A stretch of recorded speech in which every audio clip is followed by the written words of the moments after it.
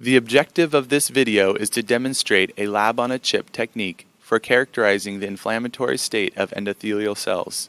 To begin, human aortic endothelial cells are grown to confluence on a tissue culture substrate and then inserted into a Conan plate shearing device.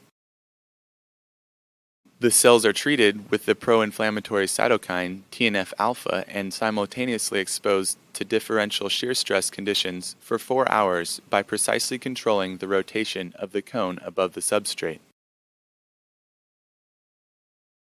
Shear stress modulates a well-characterized inflammatory response to cytokine that includes the upregulation of adhesion molecules such as VCAM1 and ICAM1.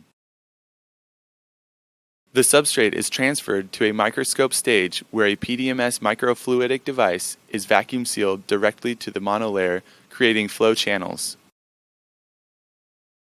Activated monocytic THP1 cells are flown over the preconditioned hakes, where they bind in proportion to the level of cell adhesion molecule expression.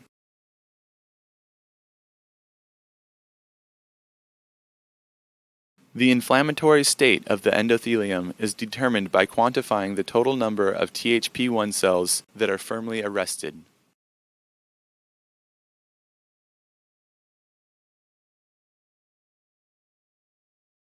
Hi, my name is Sherrod DeVerse.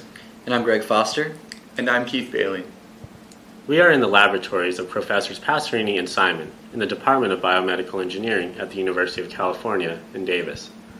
Today we are going to describe the use of a lab-on-a-chip based approach to quantitatively examine endothelial dysfunction and inflammation. These tools provide a platform for us to conduct studies.